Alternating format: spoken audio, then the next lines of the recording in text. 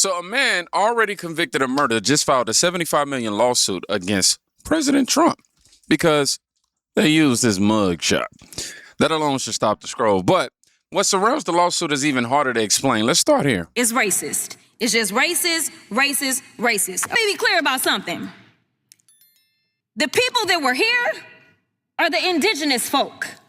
And you know who ICE been rounding up? They've been rounding up indigenous people. The people that originally came, not the colonizers, but the original people. So what this is about is whiteness. Everything that this administration has pushed has been about white supremacy. You want to sit up here and act like the crime is being perpetrated by people of color, but the statistics say otherwise. If you look at the real numbers, I know that y'all believe in propaganda and y'all don't want people to know the truth, and y'all definitely don't want them to know history, because then you got to, again, acknowledge colonizing. But nevertheless, when you look at the numbers, you want to tell me about one-offs. And listen, as a criminal defense attorney, I have represented people of all colors. Let me tell you, anybody can commit a crime on any given day. The idea that you put a white sweeping brush on everybody that happens to have a little bit of melanin as a criminal, that is really the crime. When you are elected to represent somebody, you should be understanding that your job is to fight for everybody. And what makes this country great is our diversity. Wow, you would never think she'd say a statement like that. So, Jasmine Crockett just told Congress that ICE is racist because they're rounding up indigenous people who were here first, not the colonizers. She's not talking about history, right? She's talking about people who crossed the border, in the previous administration. And when the law becomes whoever was here first forever, every border on earth, it just disappears. And I don't think that's justice. That's permission slip vibes right there, written in real time. So now I want you to watch what happens with that when that permission slip, translates into public. Lawyer.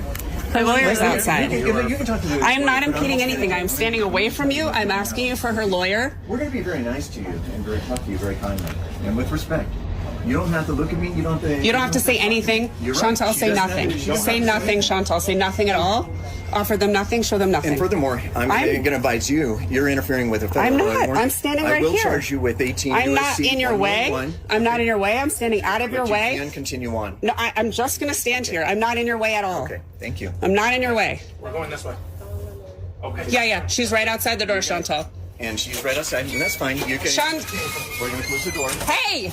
And you're going to continue on. No, I don't have to do that. Chantal, stop. Where are you? Help! Help! Help us! Hey, you guys, come help us! ICE is here. Help us! Help us! No, don't show me in. Back up, please. I don't Back up, want please. to. No, stop. No, I'm not going to do that. You Come on this side. That's fine. You're allowed to record their faces. You're allowed to record them. You're allowed to record them. Very nice. Being very respectful. I don't give a fuck if you're being nice. Fuck you. Okay. Come on. This is fucking evil, and you should be ashamed of yourself. Who gives a fuck if you're being polite? Fuck you. I'm gonna just give you a heads up. Shut up! If you're on this flight, No. speak to them like that. You will not board this flight. Wait, you like ICE? You're into ICE? You like ICE? You don't have to defend him. The pilot is very well aware. I don't care what the pilot is aware of. But you have a choice right now. You can either get on the plane. Wait, you're not in charge of me. No, not of you. But You're not in are. charge of me. I'm just going to say you can make a choice. No, I'm not talking to you. You should be ashamed of yourself. Everybody, this man is harassing a woman. He arrested her for nothing. Fuck you. Fuck ICE. Fuck ICE. Fuck ICE. Okay, we get it.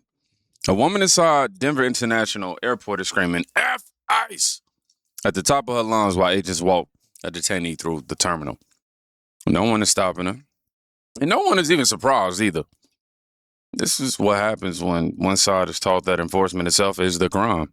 The volume goes up because the argument had already collapsed. I am. Hold on, what's Okay. playing? Something is playing that's not supposed to be playing.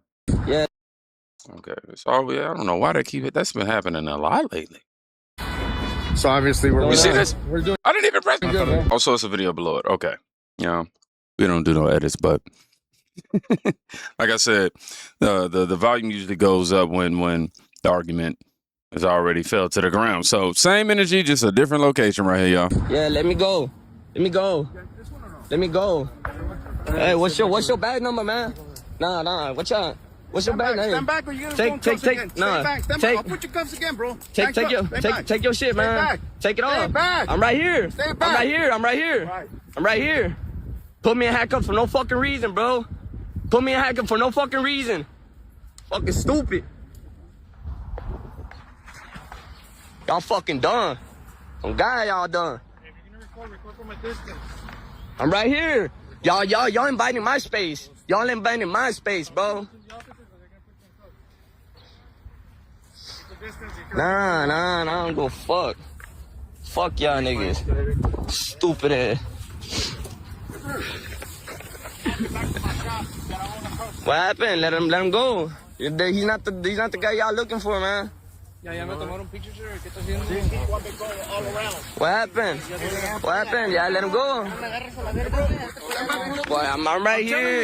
You inviting my space. Look, I'm right here, bro. You inviting my space, bro. You inviting my space, bro. You come at me all acting all tough, bro. Fuck. You nothing, bro. Stupid ass. Take you in handcuffs and shit.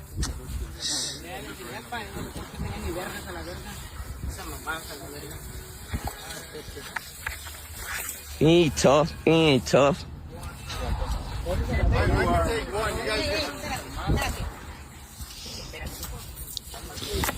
What happened? What happened? You acting like a little girl with Instagram. This shit ain't even going on Instagram. Pussy ass nigga. Con la cara tapada, panochón. Con la cara tapada. Che panochón. I'm right here. Keep inviting my space. And then you over here saying, oh, you're inviting my space. Fucking retarded ass. Stupid ass nigga. Wow, man. So handcuffed, still filming, still crying. My guy over here narrating. They called him an anchor baby, like the title was supposed to protect him from some sort of law everyone else has to follow. This is what Teddy Kim added to it, right? Anchor baby Antonio in handcuffs still films as ICE detains multiple illegals while Benito rages about the cuffs. I don't know what that word is, by the way. I just said it. So if somebody can help me out, I ain't trying to offend nobody. I don't know. But yeah, the camera just doesn't lie. I said that. The tiz won't change the status either. Now, let's go ahead and move the operation into a parking lot. Hey, what's your name, bro?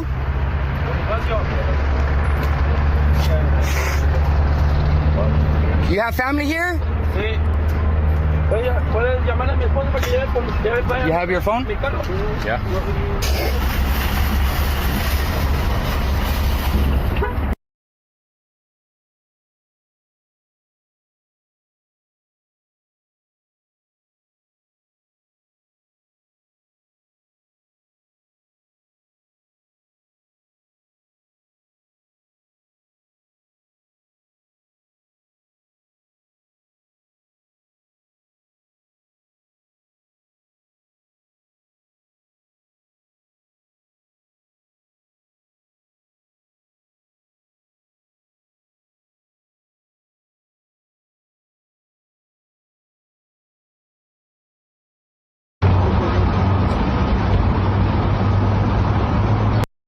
Not sure what was going on with audio there, but Yakima, Washington. This is Home Depot. Okay, Home Depot. I can't even say depot no more. Home Depot's parking lot. So jails in the state refuse to honor ICE detainers, so the agents go where the people are. Day laborers, the pickup trucks. No speeches, just I guess cuffs and vans. This is what it looks like. Well, zip ties in this case. This is what it looks like when the federal government stops asking for permission, all right? And while all this happening on the ground, as I get this together, look at how the cartels adapted. Thank you, Harris. Border crossings may be down. Cartels getting creative. Border Patrol agents now say that Smugglers are using rideshare apps to arrange pickups for illegals. And they're warning that unsuspecting drivers could be held responsible whether you know it or not. Brooke Taylor's on that. You talked to some agents. What'd you find out, Brooke? Good morning. Hi, Bill. Well, we know that illegal crossings are at historic lows, but Border Patrol has an urgent warning. They're saying that they're seeing an increase in smugglers and cartels using these rideshare services to move illegal migrants deeper into the U.S. So we spoke exclusively with Border Patrol agents in El Paso about this. They say criminal organizations are using legitimate drivers to keep cartel members away from law enforcement.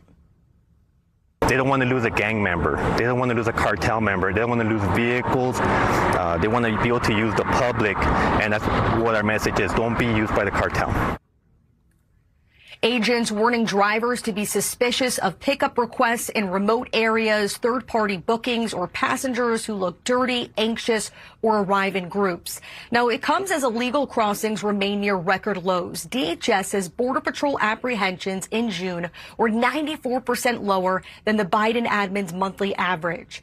Agents warn drivers who accept these suspicious fares could be detained and even face felony alien smuggling or harboring charges.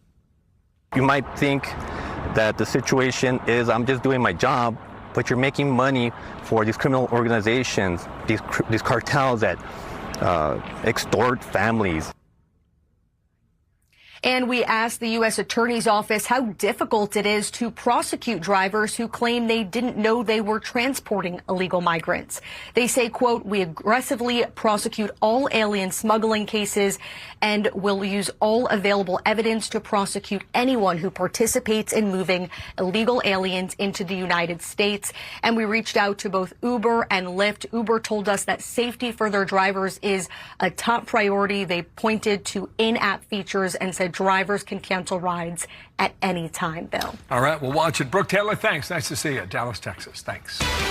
It looks like these incidents aren't just in Texas. They're also in Arizona, a couple different places in Texas. So what happens if the drivers get caught is they're going to face detention, their vehicles gets forfeited, and they get federal charges for alien smuggling and harboring. So these are felonies, serious penalties. You can get years and years in prison for this, which is a good thing because we need a total crackdown on this kind of behavior. The thing is, this has actually been going on for a while, but it's finally getting some mainstream media attention. We had one woman who was caught in January. She had 4 different migrants caught in her car with their pants down. Here's a story right here. Rideshare driver caught with 4 wet, pantless men near the border. So what they're doing is they come across the border. They may or may not lose their clothes swimming across the river. And then they call rideshare drivers or the cartel or people within Mexico call the rides for them. And then they smuggle them into America. These Uber and Lyft vehicles have been intercepted at checkpoints. There was another big one with Indians across the northern border. So this one I pulled up too. This one's actually pretty crazy. So this is very organized. This guy made $500,000 smuggling Indians across the Canadian border, so you know it's happening everywhere. Just one person over 4 years was able to smuggle 800 people. So just imagine this at scale with cartels paying. Border Patrol is now confirming it. Mexican cartels are booking Uber and Lyft rides to move people deeper into the country. They don't want to risk their own drivers. They don't want to risk their own vehicles. They just open the app and let regular Americans become the delivery system. It's not migration, that's logistics. Now, let's just bring it all the way back to the beginning for a second. News 8 is monitoring breaking news just coming into our newsroom. We've just obtained the 911 call made by the man who admitted to killing a woman and dumping her body on US 131 late last month. I'm calling because I want to turn myself in to a murder that I committed 2 nights ago. Those are the first words Brandon Ortiz Vite said to dispatchers when he confessed to the murder of 25-year-old Ruby Garcia. Investigators say the pair used to date. Okay, so you just heard that news report. This fella, Brandon Ortiz Vite, 27, he was a legal immigrant. He was convicted of killing a Michigan woman named Ruby Garcia. Tried and convicted, sentenced to 39 to 102 years for this murder. And now, Mr. Ortiz Vite is suing President Donald Donald Trump because President Trump had the audacity to use his mugshot, that you can see right there, in an ad talking about violent illegals. And this guy is saying that President Trump's ad just threw his life into chaos. It embarrassed him. It embarrassed his family. It's done mental harm to him. Oh my goodness. Everything just, my life got twisted, turned upside down like the Fresh Prince of Bel-Air because President Trump put my mugshot in his commercial. No, sir. What twisted someone's life upside down was when you murdered their loved one. I hope the judge punch this thing 100 yards away from the courthouse and gets it out and sends a clear message to other people like Mr. Ortiz Vitae that this type of foolishness will not be tolerated in the American justice system. So, a man convicted of murder, an illegal immigrant, suing the president of the United States for $75 million because his face was used in a commercial. Mark Robinson is standing outside, sitting rather, saying what a lot of people are thinking, but aren't allowed to say cleanly. If you can take a life and still find lawyers willing to attack the man trying to stop the next one, the system is no longer serious. And we watched the lawyer redefine history in real time, Jasmine. We watched the woman scream at federal agents inside the airport like they're the criminals. We watched the man in handcuffs cry for the camera while still rolling. We watched agents work at Home Depot parking lot. They work the parking lot because local jails won't. We watch cartels turn rideshare apps into transportation. And we watch the convicted murderer try to get paid for his own mugshot. None of this is random at all, people. This is what happens when one side decides the law only applies to the people they don't like. You know, you can feel how far the distance has grown between this is illegal and how dare you enforce it. You know what I'm saying? That's the distance here and the whole story.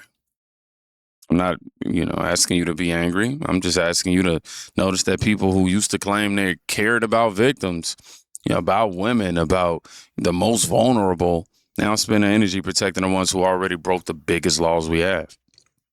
And the mugshot of a murderer becomes the thing that needs protecting. Something fundamentally has flipped. So if you made to the end of this word, I want you to write the word justify. All right. Can wicked rulers be aligned with you? Those who frame injustices by statute. They band together against the life of the righteous and condemn the innocent to death. This is Psalms 94, 20 through 21. Y'all be safe. Go check on somebody today. You can quite literally be saving their life. Peace.